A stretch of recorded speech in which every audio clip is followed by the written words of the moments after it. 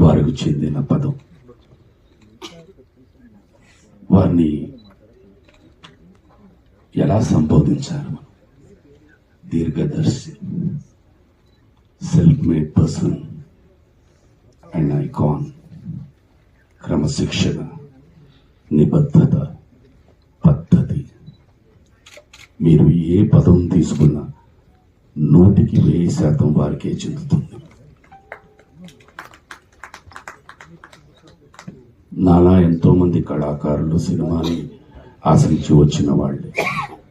ఎందుకో తెలిసి తెలియకుండా కొంతమంది కెరియర్స్లో నాకు జరిగినట్టే ఒక ఆటంకం, ఒక ఆనకట్టు పడినప్పుడు మనం ఎటు వెళ్ళాలో మనకు తోచదు,